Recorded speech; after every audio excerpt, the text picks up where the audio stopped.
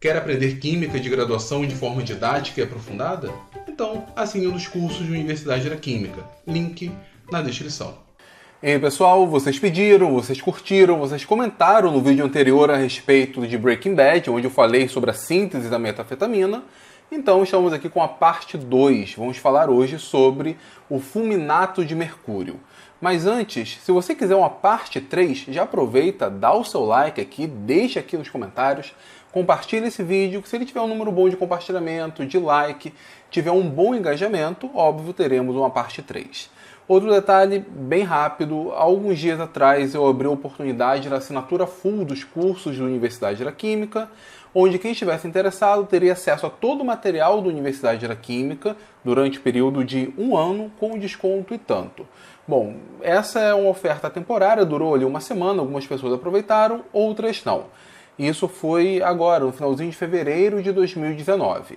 Eu vou deixar o link aqui embaixo, caso você tenha interesse em se tornar assinante full, quem sabe daqui a algumas semanas, daqui a um mês e pouquinho, eu abro uma nova oportunidade. Então, se você for no link aqui embaixo, vai para a página da Universidade da Química, vai ter uma caixa lá para você colocar o seu e-mail, caso você tenha interesse. Então, coloca ali o seu e-mail. Quando estiver aberta, então, uma nova turma para assinatura full, eu te aviso diretamente por e-mail. Bom, dependendo de quando você estiver vendo esse vídeo, você tiver interesse em ser um assinante full, tem duas possibilidades. A primeira é, vai no link que está aqui embaixo, e se tiver alguma turma aberta para ser um assinante full, ok, vai ter o link lá, você pode assinar. Se não, vai ter uma caixa lá para você colocar o seu e-mail, caso tenha interesse. Tá certo? Bom, vamos para o vídeo, vamos falar então um pouco sobre Breaking Bad, sobre um composto muito interessante que aparece na série, que é o fulminato de mercúrio. E aí, nesse episódio, além do Walter White, outro personagem bem marcante é este senhor aqui, o Tuco Salamanca. Veja aqui como que o sorriso dele é de uma pessoa afável, de uma pessoa querida, de uma pessoa simpática, uma paciência enorme. Veja o sorriso dele, né? Como é um ser amável. Bom, se você viu a série, sabe muito bem que o Tuco Salamanca é tudo menos isso que eu falei para vocês. E nesse episódio nós vemos ali o Walter White, ele pega um cristal, mais ou menos 50 gramas, e ele faz exatamente isso. Ele joga no chão e com esse impacto tem uma explosão desse tamanho, quebra vidro, destrói o suporte do ar-condicionado, enfim, faz um estardalhaço enorme. E logo depois ele ameaça, tem um saco lá cheio de fulminato de mercúrio. Ele fala que na verdade aquele cristal não é metanfetamina, é o fulminato de mercúrio. Imagina o que ele pode fazer com toda aquela quantidade. Esse é um episódio bem interessante porque a partir daí o nome do alter ego do Walter White, o Heisenberg, torna-se mais conhecido. Ele assume então essa postura, coloca o chapéu, óculos escuro, faz uma cara de mal. E esse nome, Heisenberg, para quem não conhece, embora eu acredito que você saiba, é em homenagem ao grande físico alemão Werner Heisenberg, um dos fundadores, vamos dizer assim, da mecânica quântica. E nesse episódio, o verdadeiro protagonista é essa substância, o fulminato de mercúrio. O fulminato de mercúrio existe, tá? Se você entrar no YouTube, colocar fulminato de mercúrio síntese ou fulminato de mercúrio explode, você vai ver vários vídeos, inclusive vídeos desses indicados no vídeo onde eu falei sobre a metanfetamina, onde ali a gente consegue ver pessoas produzindo fulminato de mercúrio e fazendo alguns testes de ignição, ver se explode, se não explode, se explode com o impacto. O Ulisses do Salada Atômica, inclusive, ele tem um vídeo mostrando o fulminato de mercúrio.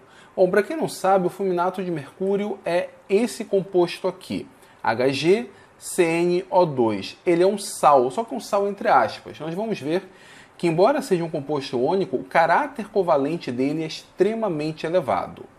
Por que ele é explosivo? Porque, na verdade, quando nós fornecemos energia para o fulminato de mercúrio, ele acaba se decompondo em CO, N2 e mercúrio metálico. O Ulisses, inclusive, lá no vídeo dele, mostra o mercúrio metálico que é produzido após a explosão do fulminato de mercúrio.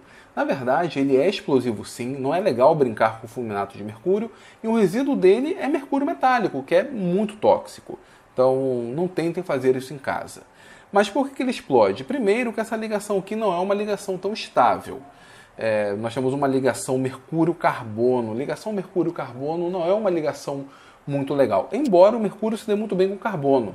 Eu tenho um professor que falava, tinha um professor que falava que o mercúrio era quase orgânico, tamanha afinidade dele com o carbono. Isso se dá sobretudo pelo fato do mercúrio ser um ácido mole e o carbono, principalmente quando ele concentra carga sobre ele, agir como uma base mole. Então é possível ter ali uma boa interação mole-mole entre o mercúrio e o carbono. Entretanto, a ligação não é muito forte.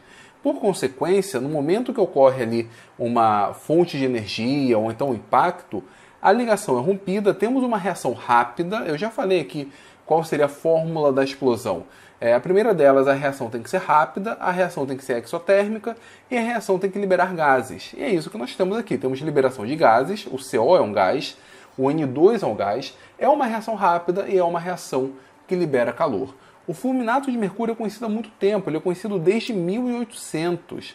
Então, assim, não é um composto novo, não é um composto de hoje, não foi produzido a partir de Breaking Bad. Esse é um composto que existe e o nome é esse mesmo, é fulminato de mercúrio. Inclusive, esse é um composto muito interessante para nós estudarmos o efeito de isomeria. Não foi estudado o efeito de isomeria com o fulminato de mercúrio, mas sim com a prata. Nós temos o fulminato de prata e temos o cianato de prata.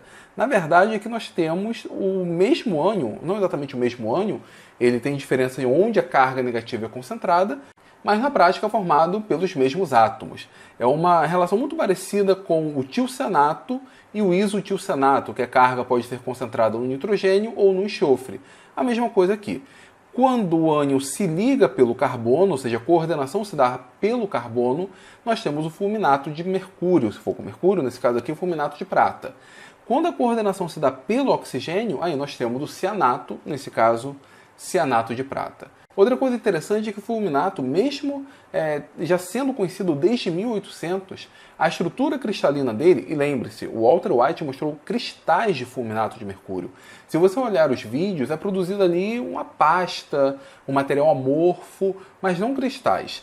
O Walter White ele consegue produzir cristal, um cristal enorme.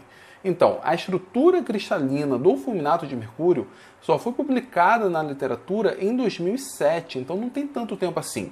É um composto produzido em 1800, mas que tem sua estrutura cristalina definida apenas em 2007, nesse artigo aqui da Angevin. Eu vou colocar a referência aqui embaixo, mas ele é um artigo de 2007.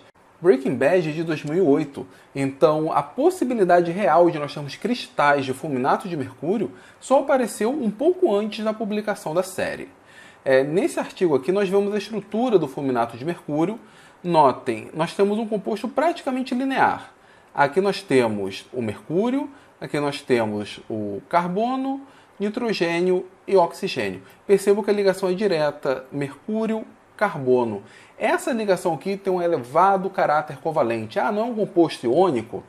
Quando nós temos metal e metal, nós não temos um composto iônico? No geral, sim.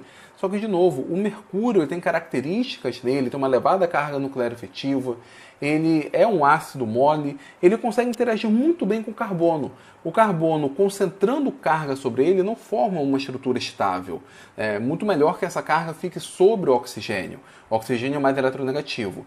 Entretanto, quando o carbono assume essa carga negativa, ele torna-se uma base mole e a interação com o mercúrio torna-se favorável. É por isso que a gente consegue estabilizar o fulminato de mercúrio, porque nós temos uma interação mole-mole, mas ainda assim a ligação é frágil, fornecendo energia, provocando impacto, ela é facilmente rompida e aí nós temos o desenrolar da reação. Nesse mesmo artigo nós temos a estrutura cristalina de uma molécula, vamos dizer assim, embora seja um composto iônico, dá para chamar de molécula. O caráter covalente aqui é muito elevado. Então, além da estrutura de uma molécula, se você aceitar chamar assim, nós temos também um empacotamento. E aqui a gente consegue ver. É possível ter interações entre o mercúrio metálico e os átomos de oxigênio. Então, em uma situação dessas, podemos até dizer que o mercúrio está em um ambiente de coordenação 4. Ele está ligado diretamente a átomos de carbono e fazendo interações com os átomos de oxigênio. Aqui são as vistas da estrutura através de outros ângulos. Se você se recorda da aula lá de Química Inorgânica, de empacotamento, esse empacotamento aqui, a meu ver, é o cúbico de face centrada. Notem, nós temos uma molécula em cada vértice e depois nós temos uma molécula no centro de cada face. Então, essa estrutura é empacotada no tipo cúbico de face centrada.